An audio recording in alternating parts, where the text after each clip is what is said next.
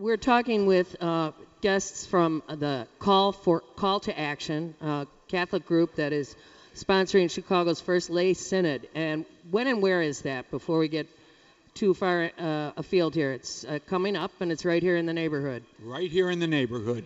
It's on the corner of Winthrop and Devon at Loyola University at their Simpson Learning Center. Mm-hmm.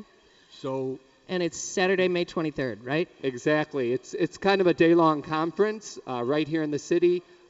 We have people registered from all over the Chicago metropolitan area, so it's pretty exciting to bring people together from all over the city. Well, I have to comment, as I said, a Catholic with a small c, from clergy sexual abuse to, women's ordination issues to contraception, women's ability to rule their own bodies, etc.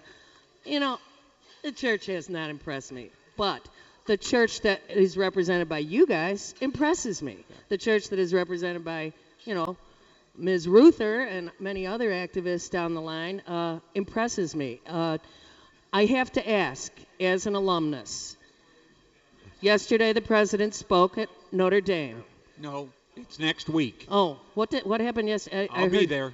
All right. So are you going to get excommunicated for listening to him? Gosh. What is up with that? There is this battle between the hierarchy acting in a totally political way. Obviously, there is only one issue that matters to them, and that's control. It's not abortion, it's control. And they are trying to keep people from realizing their rights. And that's, I think, the thing that we find with movements like the Catholic women's ordination movement, like the Lay Synod, like Call to Action, Here in Faith. These are all movements that somehow the church thinks are against the church, when in our own thinking, we think they are the church. They are the real life of the church. And I don't know. I think at a certain point, the more people we convince that the life of the church isn't just in the small institutional figure, the hierarchical characters that I will call them, who we love to love and hate at the same time. I think it's exciting for people to come together and realize that when you think church, my greatest kind of hope would be for the church that when people think church, they don't think bishops and hierarchy. In funny clothes. Exactly. But right. They really think, I just saw a picture of the cardinal recently in his garb. It is kind of interesting that they still go to big public events. It's a very interesting kind of aspect. Fairly Freudian, if you ask me. Well, we in Chicago have seen the examples of the best and the worst, from Joe, Bernadine, absolutely, the great late, and Mr. Cody, the wrong Reverend Mr. Cody. I'm sorry, I'm disrespectful of him because he was disrespectful of most of us, and and this you're fighting a great battle. It probably feels uphill at times. However, you've also been the most visible acting on the ground part of the church, as far as I can see, fighting against the School of the Americas for many, many years. Tremendously important, I think, struggles. Talking of the School of the Americas, Roy Bourgeois, the Maryknoll priest, is the one who started that and has led that for 20 years now. Right. And he has, just in this last year, come out and stated publicly that women's right to ordination is the same sort of justice issue as he has been fighting all his life. And he's speaking at the Call to Action conference in November, and he's a great leader for the church. In the early 1960s, there was this meeting of bishops called by John the 23rd, asking for the church to engage the world, to realize that one of our major tasks is to do justice in the world.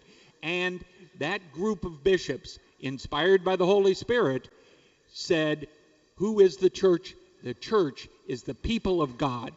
It's not the hierarchy. So people ask me, you've been working at Call to Action now for 25 years. Have you made any progress? And I say it depends on what you determine, how you define church. If the church is the people of God, man alive, have we made change. The acceptance of gay and lesbian, the working for justice, the role of women, it's all tremendous progress in that area. Have the bishops changed?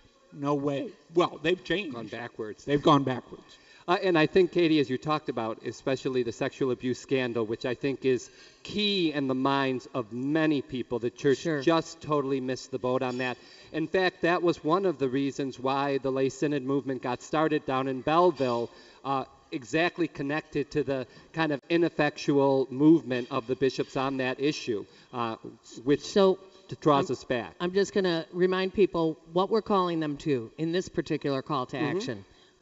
Chicago's First Lay Synod, happening on the grounds of Loyola University at the Simpson Center, and it is May 23rd. Is there a place they should go for more information? The best way to kind of get more information would be to contact me through email, and we could get out some registration information to them.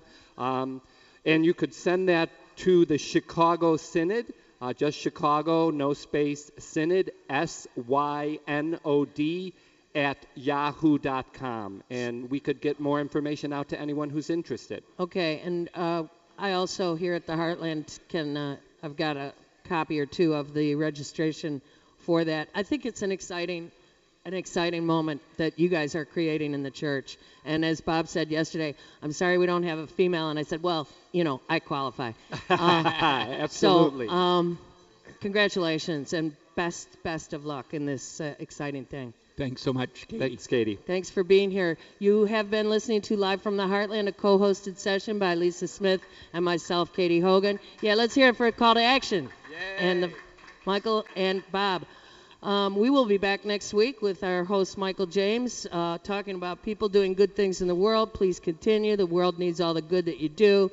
Power to the people, and have a great Mother's Day. It's also Fair Trade Day out there. Buy something local, not corporate.